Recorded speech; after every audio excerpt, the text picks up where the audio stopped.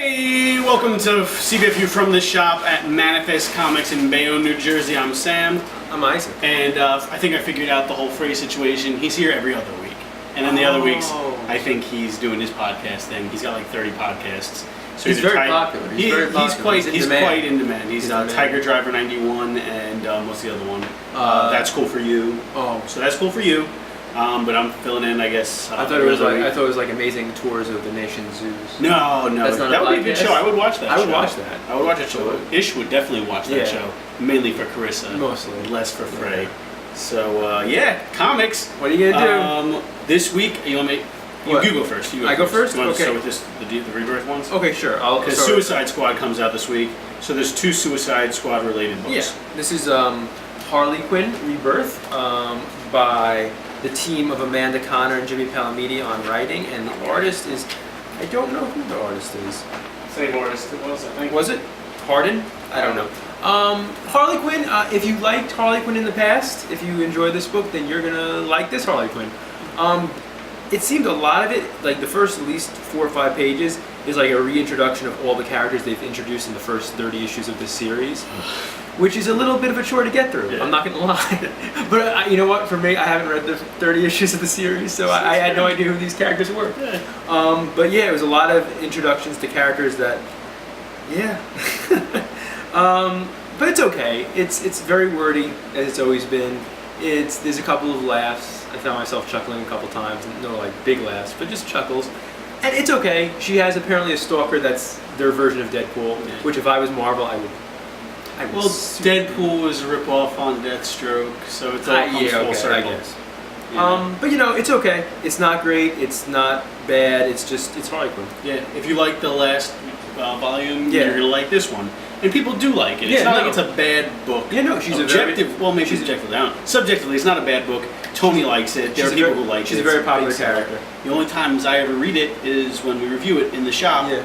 And from those times, I can tell you this is the exact same type of story. Yeah. Everything. Amanda Connor does the cover, which is nice. And she's a really good artist. I wish she would do more art. I don't think the art could save it. No, I'm not saying to do art for this book. I'm saying doing art for another book. Yeah. But I would give this. It's okay. I would give it a 6 out of 10. It's alright. It's alright. We'll continue the Suicide Squad train with Suicide Squad Rebirth #1. Suicide Squad's getting mixed reviews, by the way. I know. Suicide Squad is getting mixed reviews, and the Suicide books this week are getting mixed reviews. I hope for that. I hope it's good.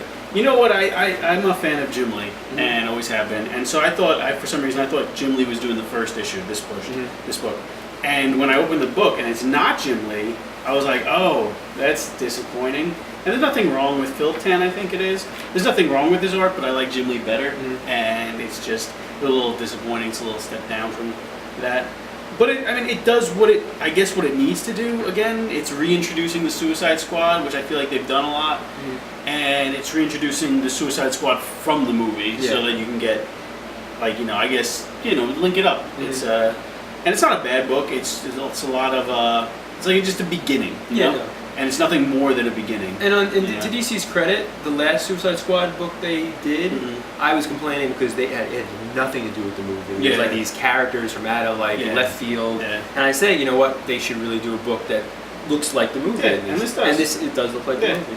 I mean, everything about it is just kind of generic, this issue. It's just, here they are. This is what they do. So I didn't love this issue.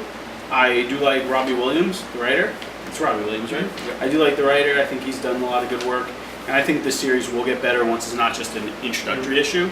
But for this issue, I didn't love it. If you want to get your hype up, I guess, for Suicide Squad, and you want to start reading some Suicide Squad books, maybe pick it up. It reminded me, what it most reminded me of was, those like Secret Files books? Where you had like little Secret Files and then like one story that sort of just introduced the characters? Yeah. That's what this reminds me of. Yeah, it's light. It's a light story. But it's not a bad story. I'm not trying to shit on it. But it wasn't as good as I was hoping for a first issue to be. Because there was another thing with Jim Lee did the art with Suicide Squad, and it was Harley Quinn. Yeah, that was also Rob Williams. That was like that was good. That was like an April Fool's special. That was good. I like that a lot. This one is a little less than that. I would have preferred that being the Rebirth, and then whatever. That in many ways was almost like a Rebirth issue because they were like introducing the characters and everything. It was before Rebirth, but it was They said it was kind of like a Rebirth #1. But I didn't. What did you think? Yeah, no, it was okay. Like I said, it seemed like very light story. Yeah. Even, I mean, you could say some of the Rebirth one-shots were like light stories, but this is more so. This is very much like, it feels just like, thin. it's like if you didn't read this and you just read maybe the next issue, I don't think you would be that lost. Yeah, no, because if you know the characters enough, if you know the idea behind Suicide Squad, then you're good. This doesn't add anything to it. Yeah. But I didn't hate it. I would probably give it 6 out of 10. 6 out of 10 Lugos, put it on par with Harley Quinn. I liked it a little better than Harley Quinn. Yeah, no, me too. But I would probably give Harley Quinn a lower rating than you did. But I gave it 6 out of my Lugos. Yeah, no, I would agree with that. I would agree that is better than Harley Quinn.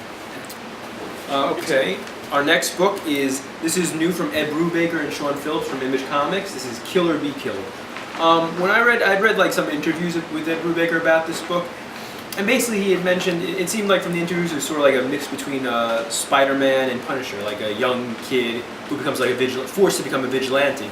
And I thought that was a cool idea, and I was intrigued by it, and I like Ed Brubaker. I like almost everything, all his Image books have been really, really good, I think. But this surprised me. It wasn't what I was expecting. Because there's an element in it that might be real or might not be real. Yeah. But that was a surprise that I enjoyed. Yeah, no, a potential supernatural element. Yeah. And I thought that was cool. I thought it was a cool twist because I didn't know anything about this book. I think I read a preview. You got that Image preview book that they get at the store.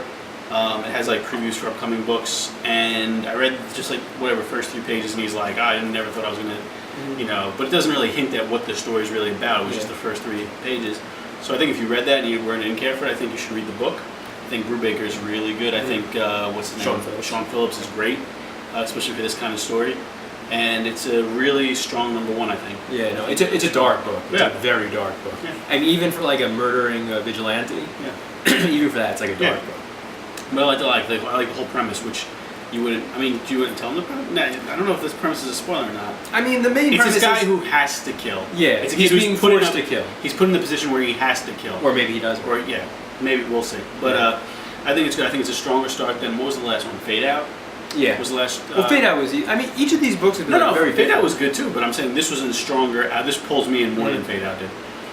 It's good. If you like Ed Brubaker's past stuff, this is really good. It's basically an introduction to the main character and his origin. Yeah, and it's good. And I like the way they did the origin. Like, this is where it starts, but no, you don't. It's a cinematic. It's very cinematic, and I enjoyed it. I would give it.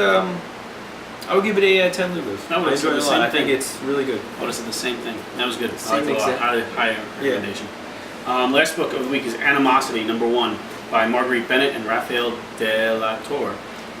This is about essentially animals become sentient, and some of them aren't happy with the conditions that they wake up to find themselves in, and so they attack the humans who they feel, hurt them, and in cases they do.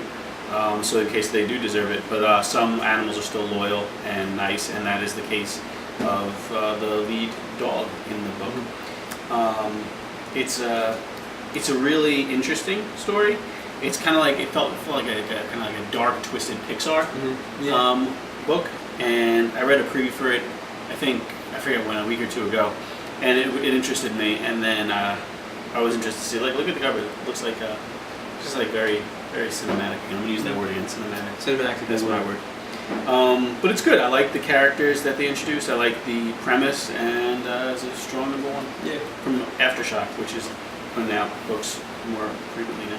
What do you think? I like it. I think if you go online and look at the preview is a really cool introduction to the story and the main idea. Done really well. It's like 3 pages of showing the animals like slowly waking up, and it was just really well done. And the rest of the book doesn't disappoint either. Yeah. Like Sam said, it's nice to see that not all the animals are like just angry and like vengeful. But it's just a really, really good story. My only complaint was I thought it was a little. It is a little short. It's a little short. The backup material is very much all preview material for other Aftershock books. I mean, I'm sure it's like 20 pages of stuff beforehand. Yeah, it just feels. But it feels like just as soon as the story started. The book feels thick, and then most of it is like I would say maybe a little less than half is ad space in the back. Yeah. But it's a good book, and I would highly recommend it. Yeah, no, very. Yeah, definitely. I'd give this 7.5 Lugos. 7.5. Yeah. 'Cause I want to give it. I want to give it an 8, but I don't want to give it a 7. You don't want to make it bigger than Killer Be. No, I like Killer. Well, Be. what if I made Killer Be killed 9? I wouldn't make Killer Be killed 9. I would keep Killer Be killed at 8. And I would put this 1.5%, 1.5 point lower. Yeah, but definitely good. These are 2 of the best of the week.